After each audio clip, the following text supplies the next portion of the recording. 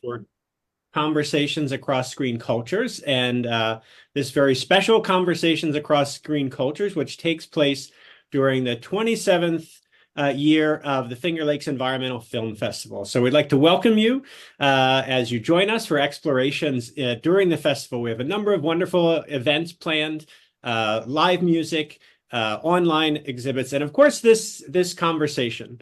My name is Michael Richardson. I am the co-director of the Finger Lakes Environmental Film Festival, along with my colleague, Dr. Andrew Utterson. We're in our 27th year, as I mentioned, and our festival theme this year is turbulence. Ithaca is located on the traditional homelands of the Gayakono, the Cayuga Nation. The Gayakono are members of the Haudenosaunee Confederacy, an alliance of 6 sovereign nations with a historic and contemporary presence on this land. We acknowledge the painful history of the Gayakono dispossession and honor the ongoing connection of the Gayakono people, past, present, to these lands and waters. At the Finger Lakes Environmental Film Festival, the world is our why. I'd like to turn things over now to my colleague, Dr. Leah Schaefer.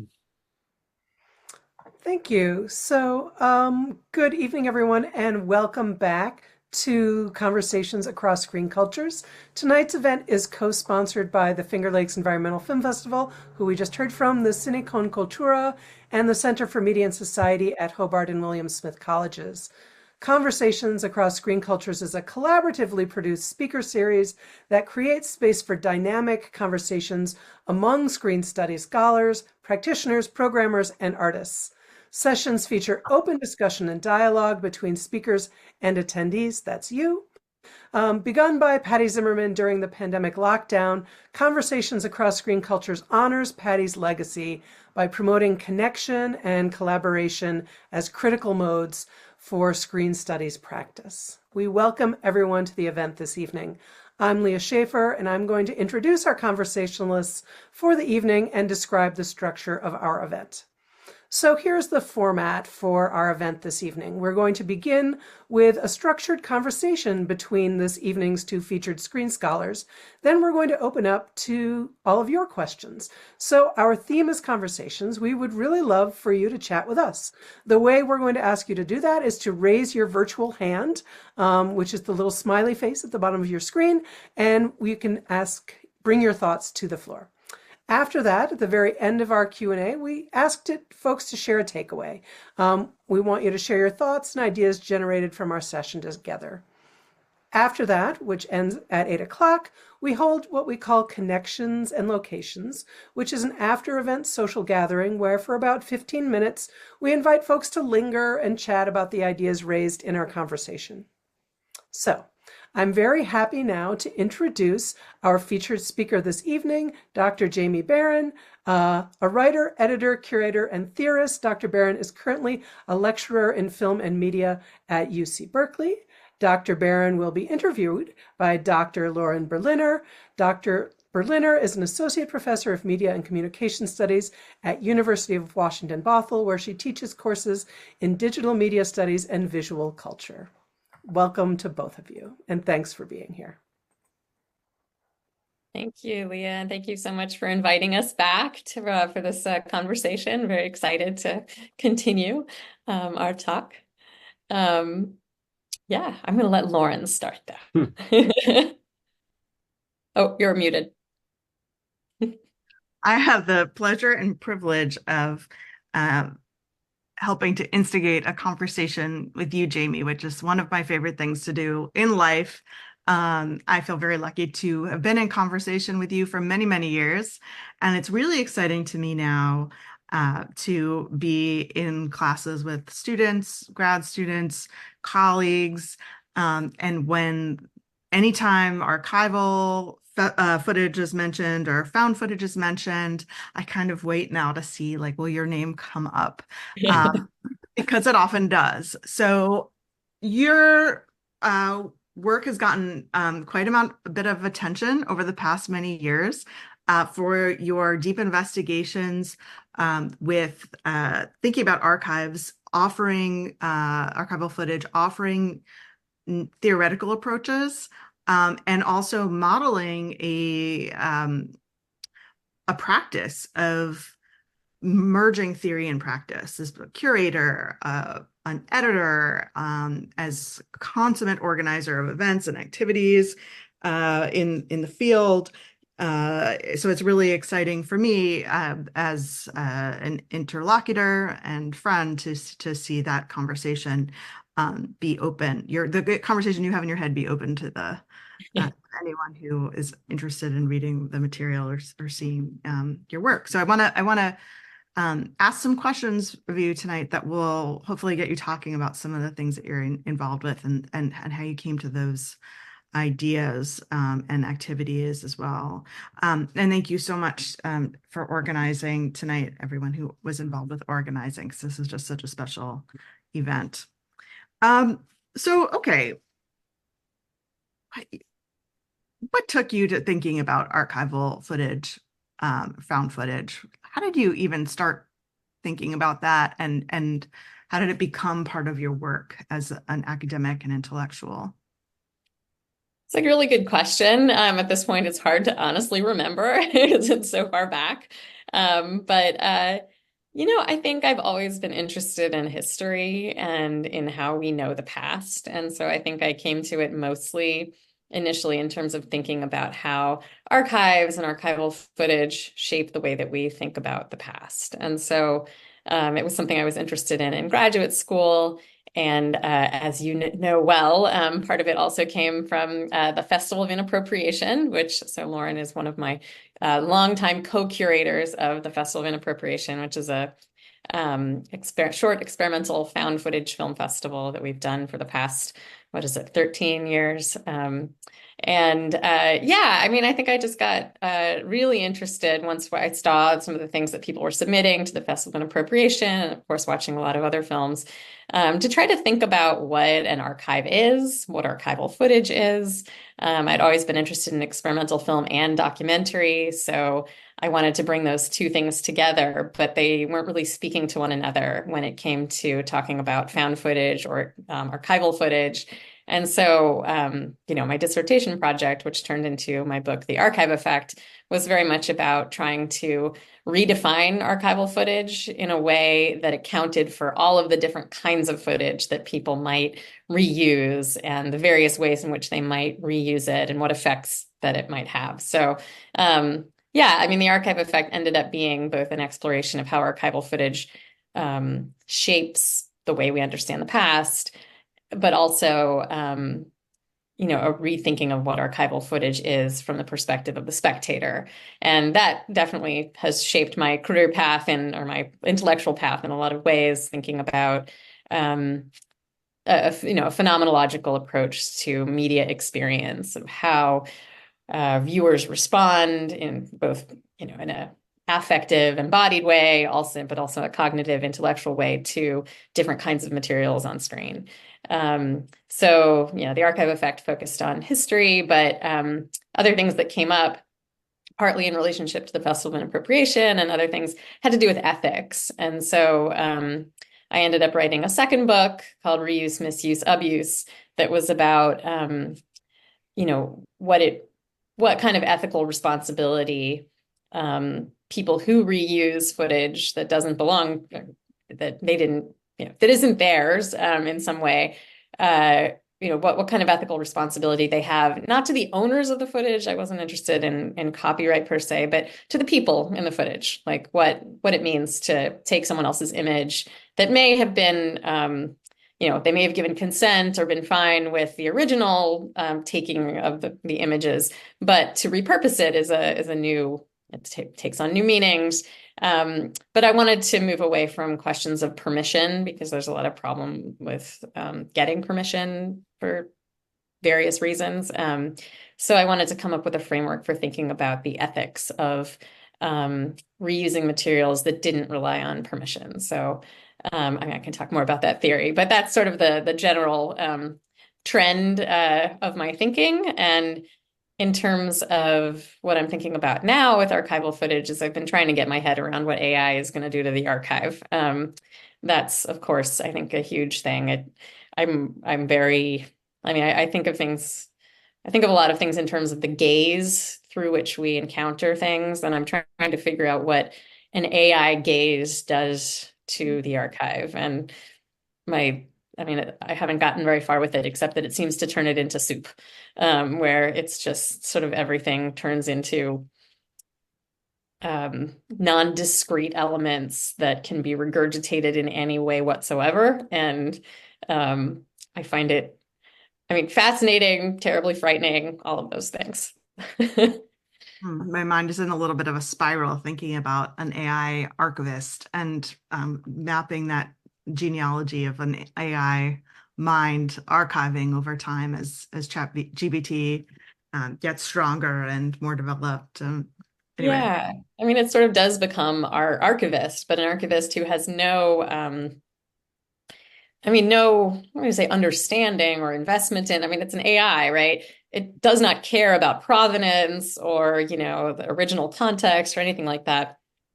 It just becomes stuff. And that's why I've been thinking about it as soup, because it's just like, nothing has a discrete identity, I think, once the AI has access to the archive, it just becomes sort of undifferentiated material. Well, interestingly and paradoxically, the soup, then the soupiness of it casts light back on how ideological archival practice is. Oh yeah, absolutely. Yeah. So rewinding a little bit to when you're talking about your dissertation, which I just was fondly remembering doing like a writing group meeting up in LA, well, down in LA for me now, I guess, when you were a grad student and I was a grad student. So it's, a long time ago. I'm wondering, like, what kind of hole were you trying to fill? What kind of gap in the literature or in the thinking around the way people use, reuse, misuse, and abuse archival footage? What were you trying to put in the world that you weren't seeing?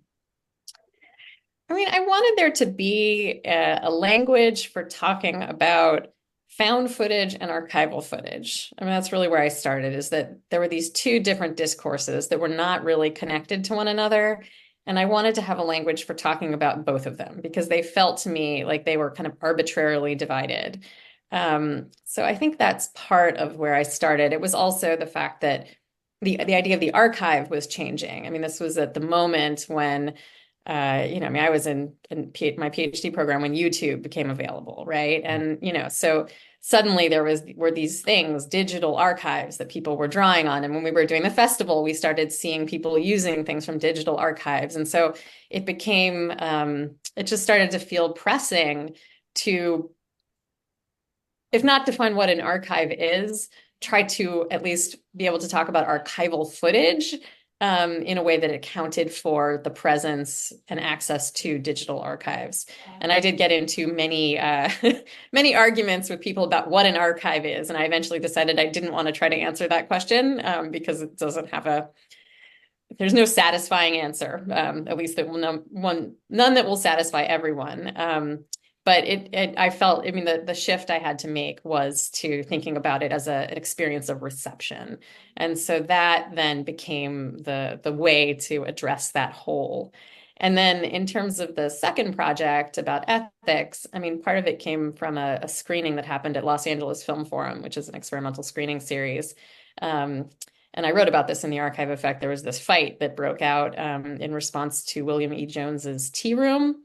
And it was a really heated debate between different members of the audience who felt that his reuse of this police surveillance footage, some people thought it was a wonderful reclaiming of queer history, and other people thought it was a terrible violation of the rights of the people who had been surreptitiously filmed by the police. And so, it was one of those moments where I saw that there was a conflict where people they weren't communicating in some way. Like they were having this argument where there weren't the right terms, or at least there weren't words to really articulate what the difference of opinion was.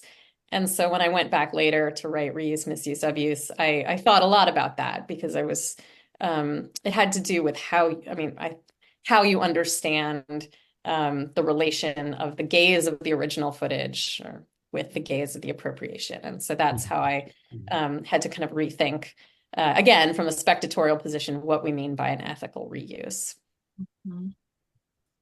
What, if you can think of this is kind of like I don't mean it as a gotcha question. I know you've been on the circuit, you've given keynote addresses and talks in various places, both in festival settings and academic conferences and institutions and more. What are some of the things, can you remember any comments that you've gotten from people who've engaged with your work about how it's helped them?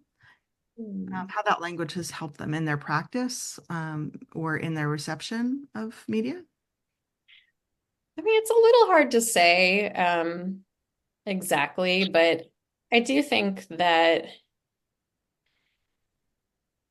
the shift to thinking about the effect, I mean, sort of taking a phenomenological approach, I think is something that has opened certain doors for people who, I mean, maybe not just writing about archival footage, but sort of thinking in terms of a vocabulary that accounts for viewer experience. Yeah, and I think, I mean, it seems like people have found it useful to try to apply or utilize the idea of the archive effect to better understand certain films. Like, I think it's a useful tool of analysis, and I guess that's something I'm very happy about, because I feel like, certain films that might have been opaque seem to have been, illuminated and opened up by the terminology that I came up with. So I think that's probably the main contribution. Yeah, I think that you're right on that based on what I've heard from people, from your fans. And I've seen the impact on newer scholars utilizing the not just the theory, but also the approach in their own work, which is really useful in terms of needing to adapt to other forms of new documentary practices. Speaking of documentary, you have this fantastic book series, the book and journal series, Docalogue. I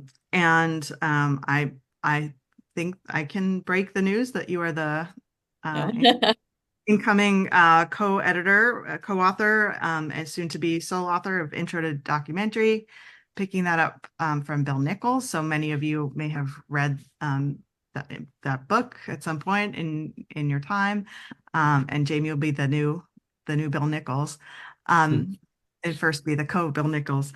I'd love for you to tell everybody about these projects and what drives you and fuels your energy but I would love to hear in that reflection where you think we are right now with documentary. Like, what are some of the bigger concerns or debates that in this next phase, moving from the Nichols era to the Barron era, what do you hope that we'll pay attention to?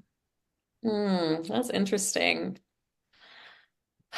It's hard to answer. I mean, the Docalogue project has been really great because, on the website, every month we feature a different documentary, and we hear from two people what their thoughts on it, two scholars, in short pieces. And I feel like that's allowed me to kind of keep my finger on just kind of what's happening in documentary.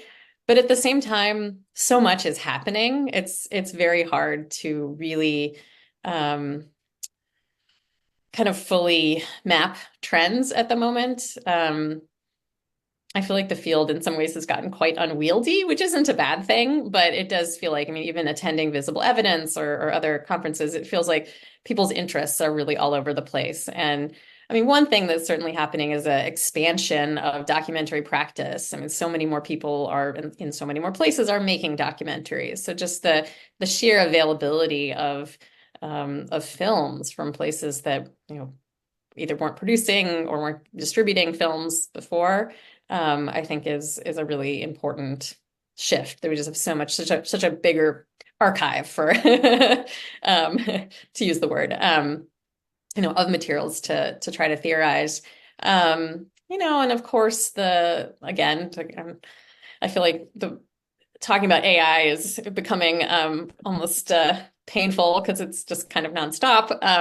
But the problem of what constitutes evidence, what's going to be evidentiary in the near future, I think is going to be one of the biggest challenges. Like right now,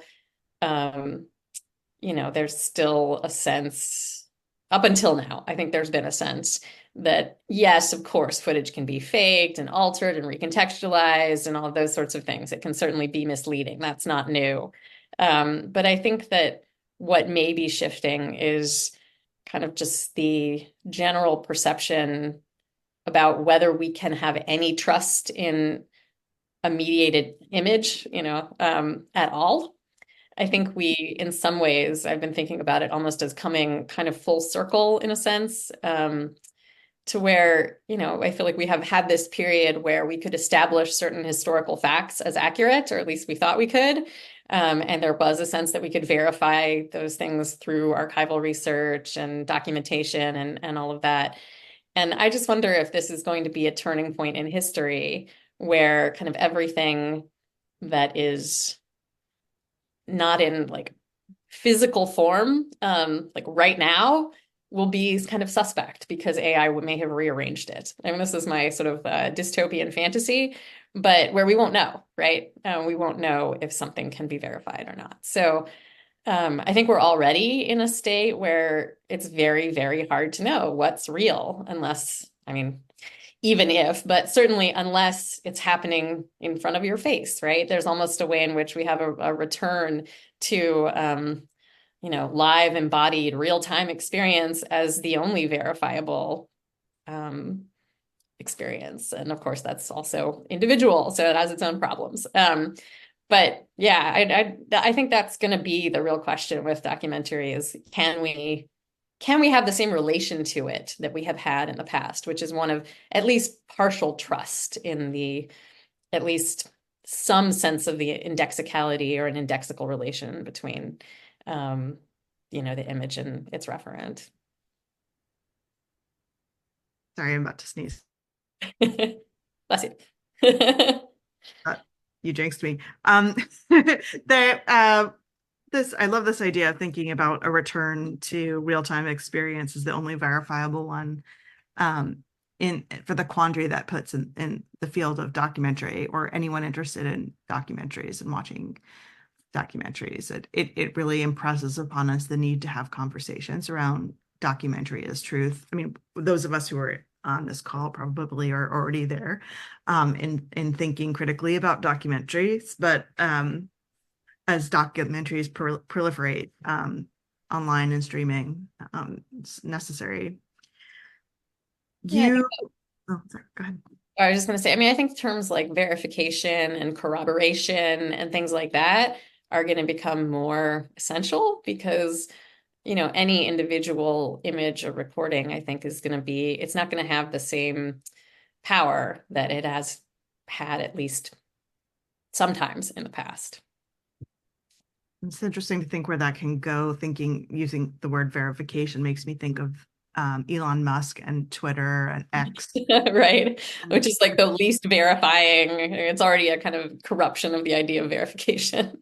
Right. And so you have what influences someone or something being verified is their relationship politically and economically to X and Musk, and that kind of alignment. And then it makes me also think about like legality, illegality, boundaries, borders, citizenship. So all the ways that there's potential for stratification and marginalization that we have just in our non-mediated realities. You have been thinking about this project that is a little bit older. You've been thinking about Shirley Clarke and her film work over the past few years, and plug for a forthcoming JCMS In Focus issue that Jamie and I co-edited about the afterlives and aftermath of media, in which Jamie has an essay about Shirley Clarke's film, The Cool World, and she also presented about that during her prestigious Harvard Radcliffe Fellowship last year in Boston. So would you mind telling us a little bit about either what's in the forthcoming piece or your interest in this film, which is a little bit older? Yeah, sure. So the Shirley Clarke project is very much still in the research phase. I'm still figuring out what the project's going to look like as a whole. But I mean, I got interested in her, I mean, partly just because she's a understudied woman filmmaker who made really fascinating films, and I felt like she hadn't really gotten her due. Fortunately, there are more and more people writing about her work now, so that's wonderful. One of the things that I'm interested in relationship to her work has to do, I'm very interested in her relationship to, I mean, she was this wealthy white Jewish woman who ended up making a lot of films with and about mostly Black men.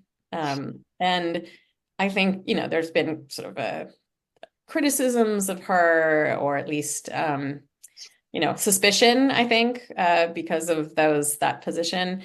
But the research that I was doing last year was really helping me contextualize her work within the larger political, social stuff going on, particularly in New York at that time, which is where she was working.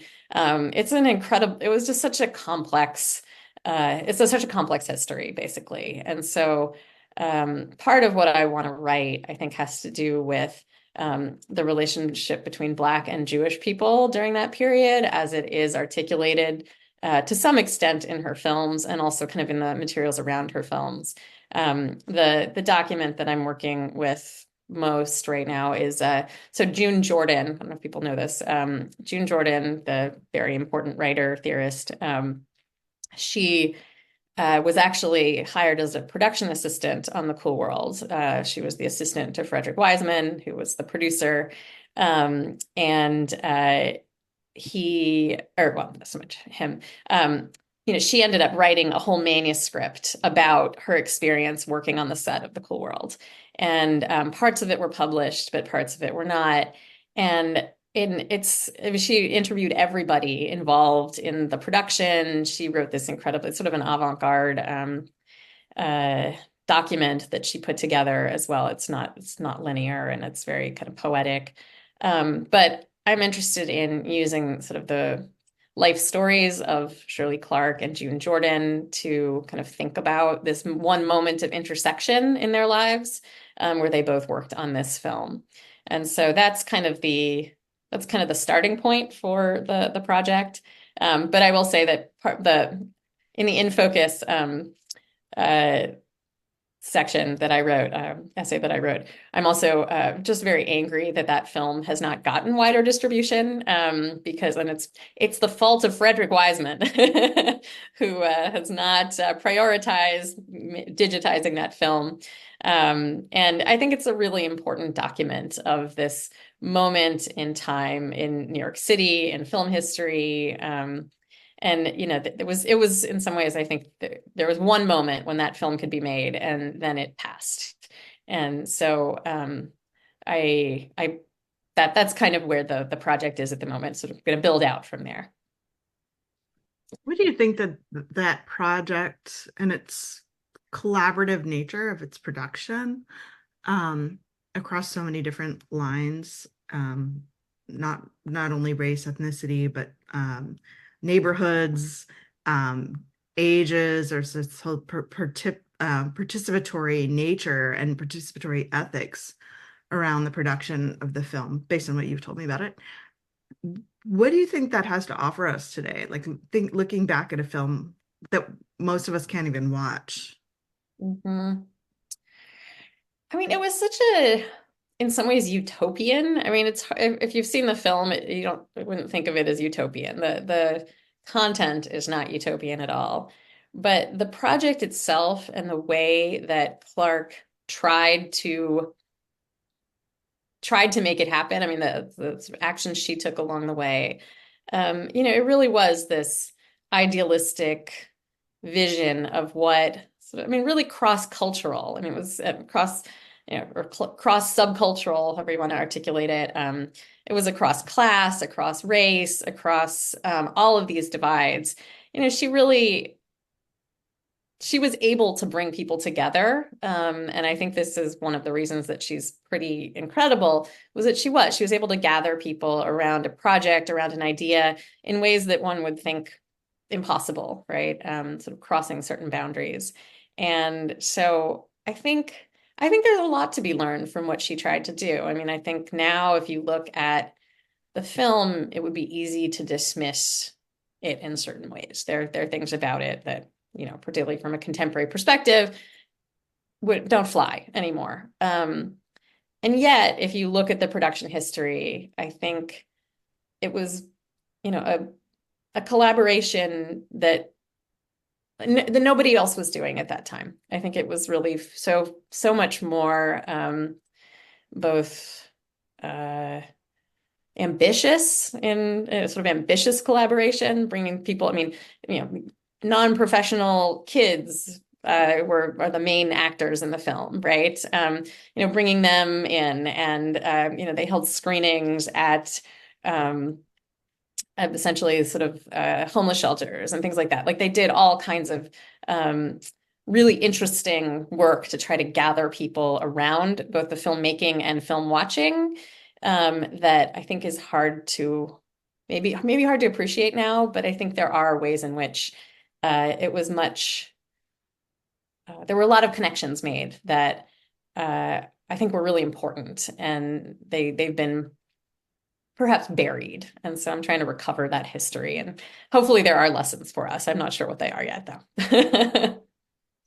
I'm going to change the subject slightly to thinking about your ideas around wonder. But before we do that, is there anything else you wanted to think through regarding that project or talk about?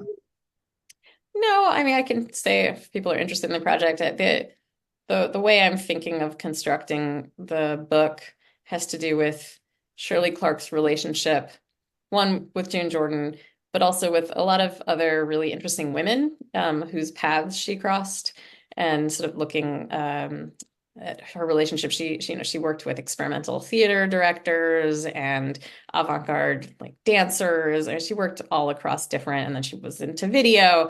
She kind of did it all, and she did it very much kind of in collaboration with other women. And so that's another, I mean, she collaborated with men too, but I think her collaborations with women are particularly rich and interesting. Yeah.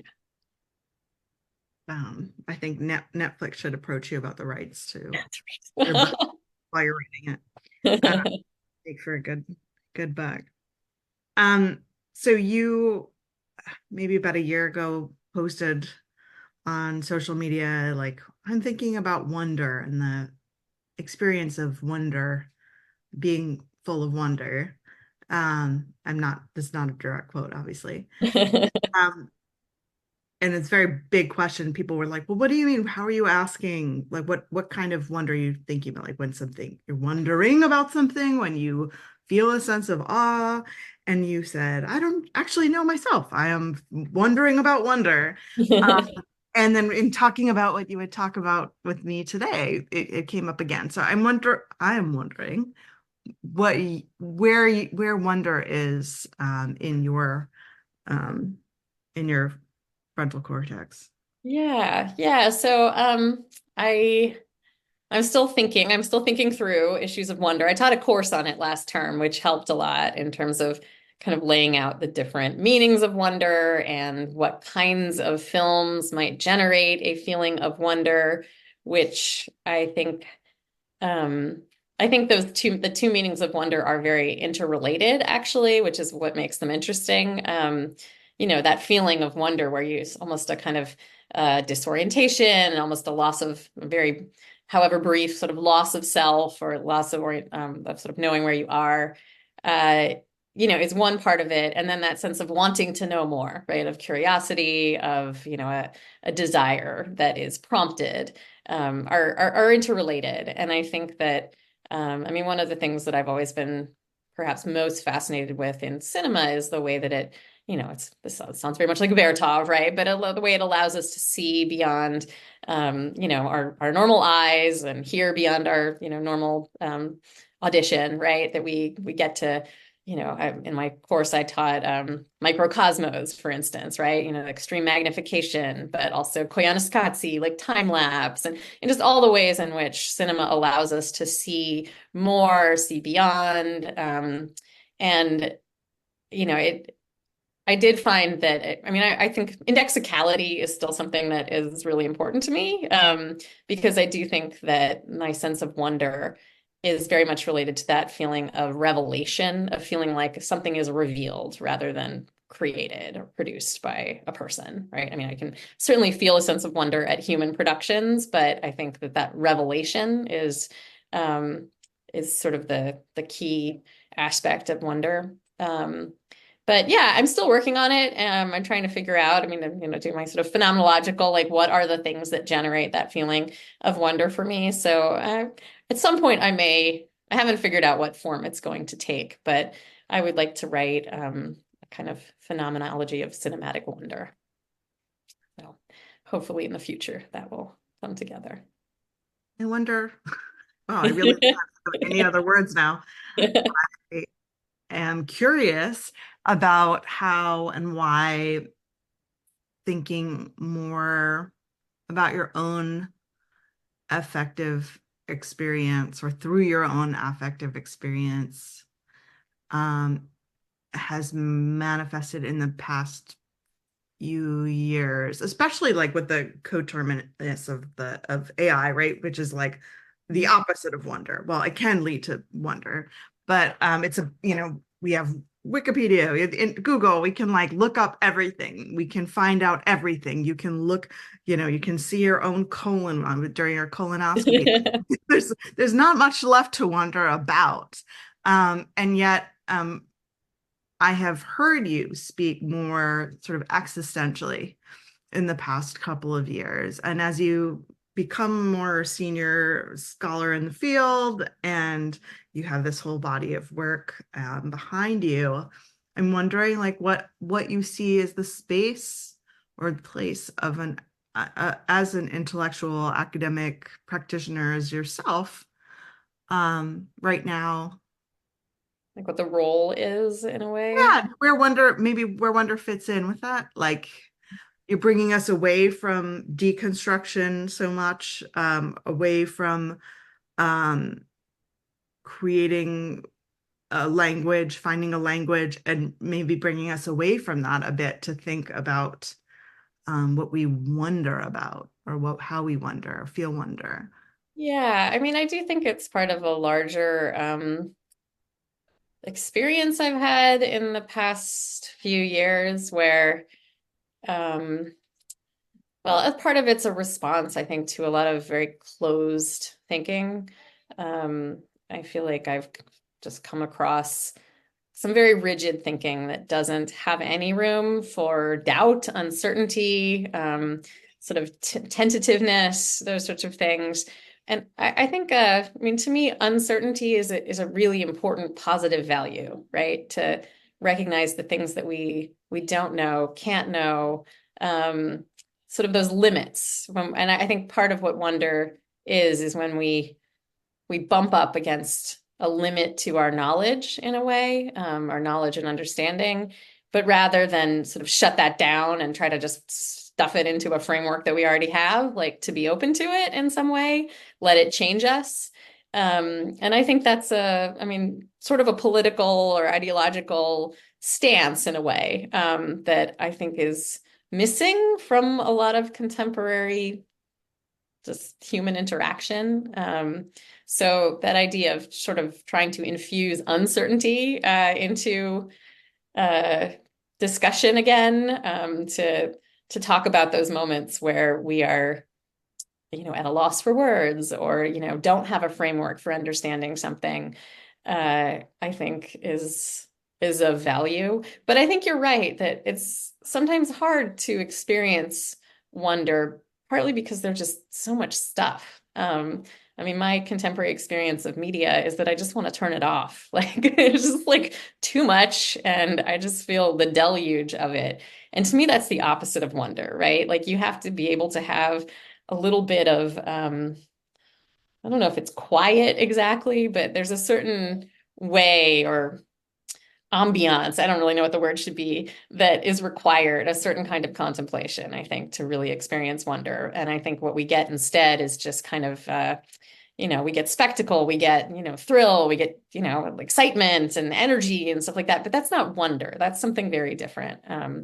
And I mean, maybe this goes to some extent with the discourses around slow cinema and things like that, sort of trying to reclaim our attention and do different things with our attention. So certainly wonder and attention are connected. But yeah, to me, wonder is still very much about that recognition, acknowledgement of not knowing, of the unknown and unknowable. I think we need to spend more time with that. I smell a special issue. Right. And a colon after that. I have always wanted to play this role of James Lipton that I got to today, so thank you. Remembers him. So my last wrap-up question, because we're going to move to Q&A, is if heaven exists and if God exists, what would you like to hear God say when you arrive at the pearly gates? Oh dear, I get to answer this question. That's exciting. For those of you who don't know, James Lipton used to interview celebrities, and he'd always ask this question. It's always his last question. It's a hard one. I'm going to say something sappy. We'll say, your friends and family are all here. That's really what I would want to hear him say. Yeah. That's awesome. Very different. Thank you, Lauren. That was really great.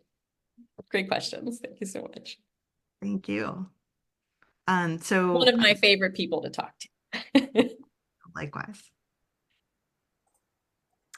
We want to invite folks to ask some questions of Jamie following up on this fantastic discussion. Feel free to use the raise hand feature at the bottom of the screen, and we will call on you and bring you into this discussion.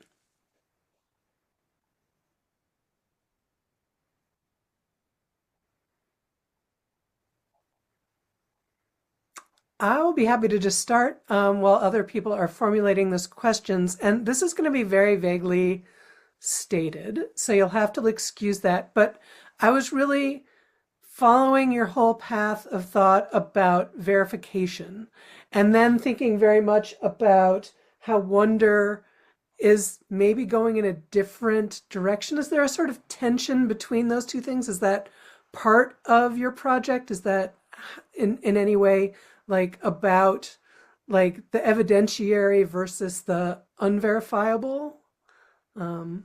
Yeah, that's actually a really good point. I hadn't thought about that. Yeah, I mean, I think maybe wonder, since it's about recognizing the limits of our knowledge to some extent, in some ways it's very much about the impossibility of verification. Like we can't know for sure anymore if we could ever know, right? But it just seems like now it's gotten harder, not necessarily, it's like a difference of degree rather than kind, but, it's gotten harder to know whether we can trust something. But at the same time, I feel like, wonder is both like, there's a certain trust in it because I do think it's something that we experience like in our bodies, right? Like, I don't think you can't make someone feel wonder, right? I think that's something that we, it's very internal in a certain way. But I think it's also, it's maybe one response to the inability to know whether things are true is suspicion, right? And I think that's also a totally valid response. I think we are going to be really suspicious of images from now on, if we weren't before. I think wonder might be almost a kind of positive reframing of suspicion, perhaps, in a sense, where it's like, rather than suspicion, maybe we could somehow embrace a sense of like, I don't know, and the sort of, I do think people need to learn to say, I don't know more in general. I think it's something that we rarely want to admit when we don't know something, but I'm actually really interested in those moments where we're like, this could be true, this could be false. I truly don't know, and there's nothing that will ever sort of finally decide that question. And we sort of just have to live with it in a way.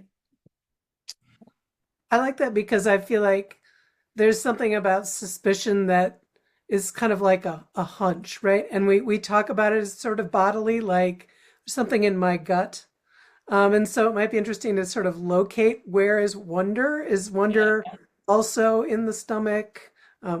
Maybe I'm getting. Yeah, no, I think it's here. I think wonder is here for me, which I think is different. It's a different feeling, and it's a positive feeling. Suspicion is tense and wonder is somehow open, right? Where like, and I mean, I think I've thought about how wonder also is dangerous because you open yourself up. And when you're open, you can also be tricked, hoodwinked, all of those sorts of things. So I don't necessarily think that wonder is entirely positive thing in a sense. It has there's threat involved, but it also has the I don't know, it seems to open up forms of understanding that feel very closed to me for the most part right now. And I don't really know how it's going to play out, but I think it will be a key aspect of communication or understanding in the future. Well, I think if you're more open, then you're more likely to collaborate, right? That So too.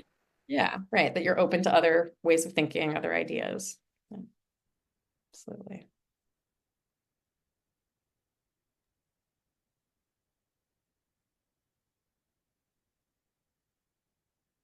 yeah. So Andrew, if you'd like to ask your question. Yes, please. And thank you for a really fascinating exchange.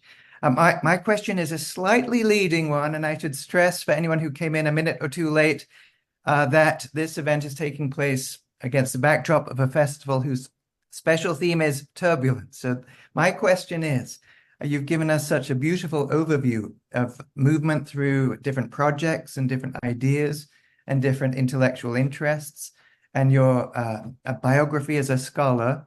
And it sounds like it was mostly smooth sailing, but have there been any pockets of turbulence in terms of either the uncertainty that you've reclaimed as being a positive thing, or the not knowing, or something even more disturbing or unsettled than that? And can that be seen as a positive thing? We're trying to reclaim turbulence as well. Yeah, that's an interesting question. And it sort of depends on how turbulent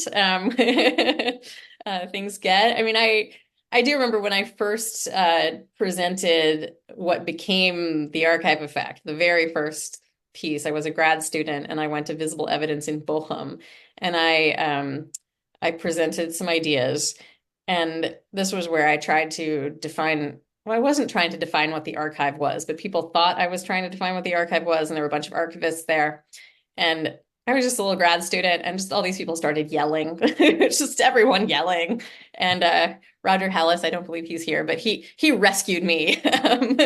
He was the one who suggested the archive effect. And I was like, yes, yes. So that was a moment where the turbulence led to a breakthrough, because I was trying to say something, I was being misunderstood, and then somebody understood it and was able to articulate it. So I absolutely think that turbulence can be good. I mean, I didn't like being yelled at, but it was in the end productive, I think.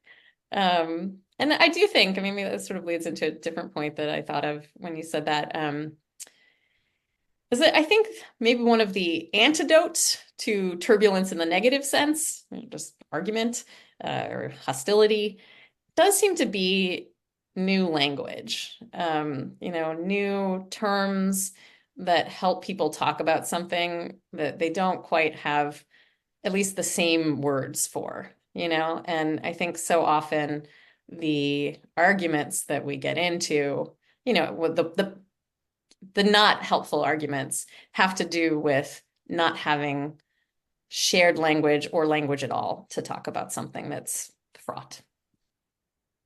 Thank you.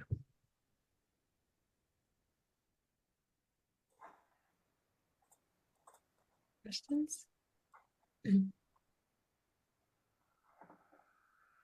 Question? Hello. Thank you so much. I learned so much from your interview, and I also just want to tell you that I'm a big fan of the Festival of Inappropriation.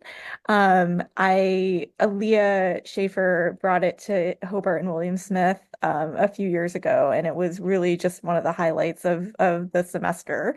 And so I'm just wondering if you could talk a little bit about how your experience directing a festival like that has influenced or shaped your scholarship or your teaching.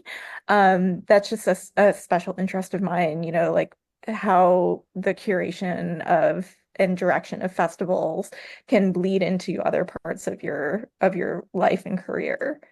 Sure. Yeah, no, that's a great question. I mean, I guess I would say I think of all of my work as curatorial in a certain way, like the way that I mean, when you put together an edited collection, or you put together a film program, or you put together a panel or anything like that, I feel like it's so much about, putting objects, for lack of a better word, in relation to one another without knowing yet exactly how they're going to interact, right? Until the panel happens, or the book is published, or the film festival happens, you don't know how it's all going to come together.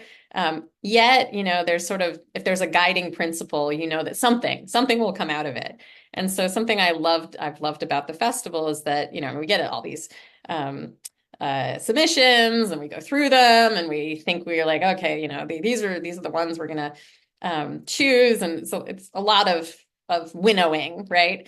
And then when I sit down and I see the program all together for the first time, it's like I've never seen any of it before. Something happens. And I think, to me, that kind of alchemical process is really, it leads to a lot of insight and revelation that I would not have otherwise. And I mean, that's one of the reasons that I've done the festival all these years. I mean, we are a no budget festival. Like, we don't do anything, have no finances, basically. But it's been because I wanted to see the work, and then I wanted to communicate with the filmmakers, and I wanted to write about the work. So for me, the gain has all been in, the getting to engage with the work, and to let that, or have that feed into the theories that I've been working on.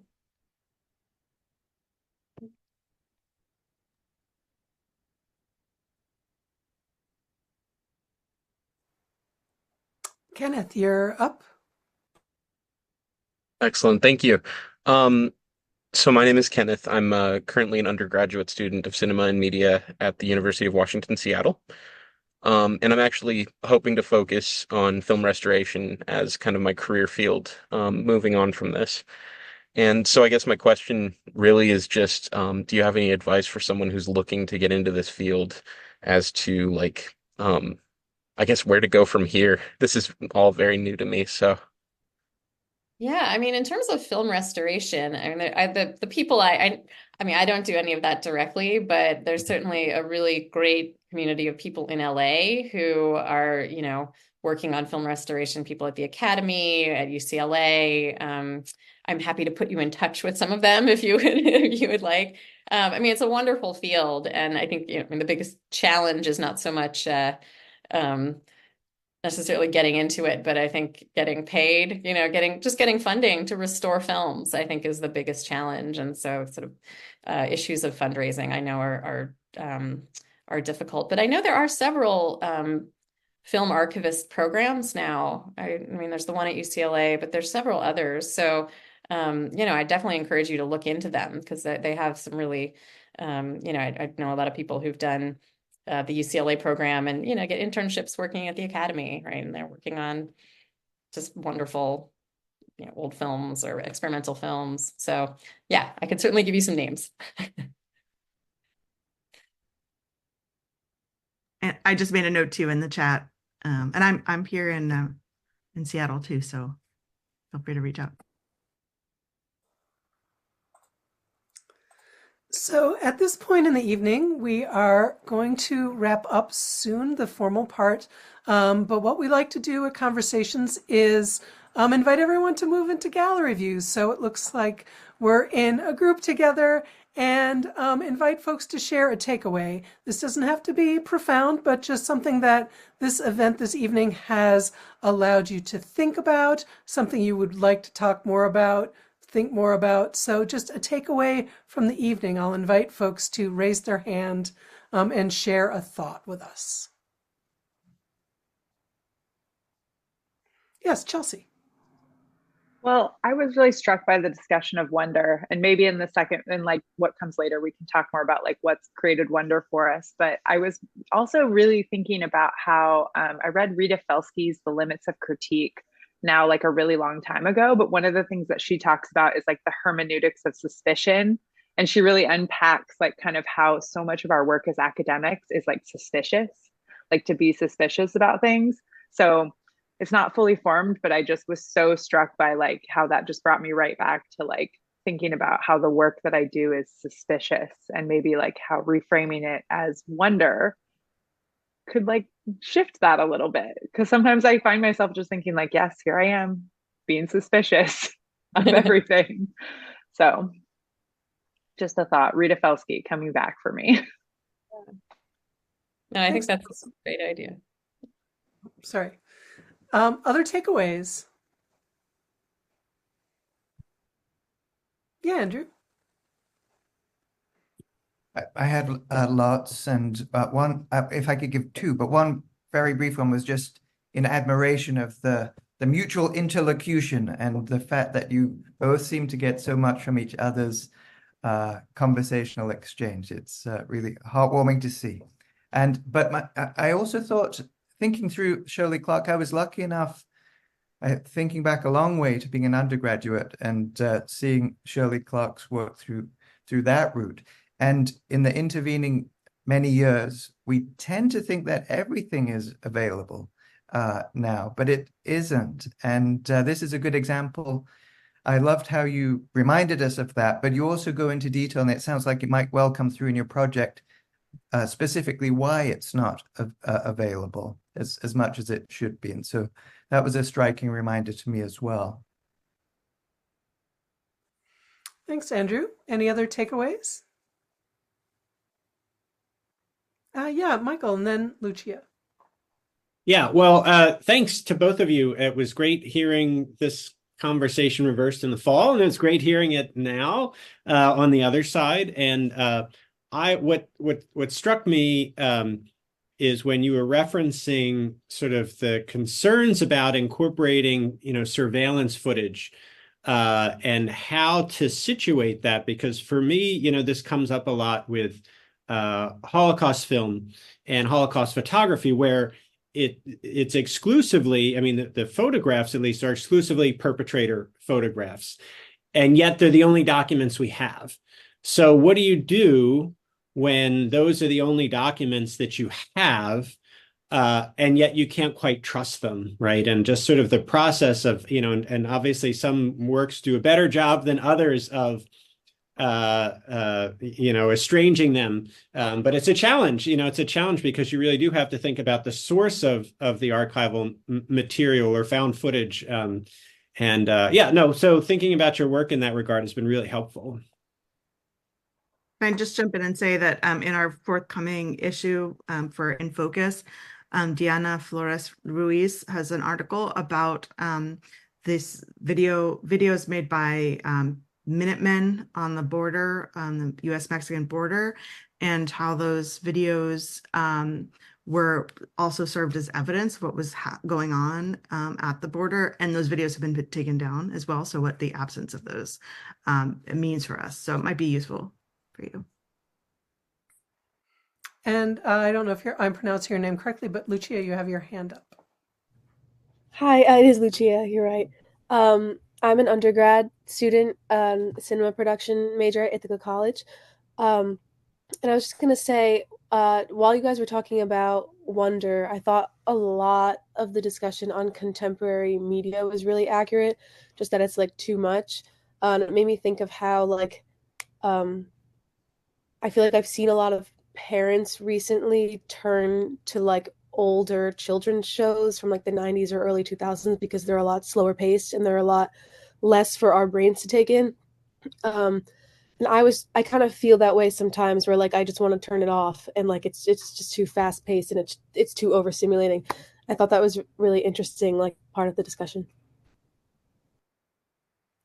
Thanks everyone for the takeaways. It is 2 minutes after 8. Our event is now going to officially end, but what we'd like to do is to invite you to stay to chat more informally. We're not going to keep Lauren and Jamie on the stand. This is really an opportunity for everyone to just chat with each other for maybe 10 minutes, just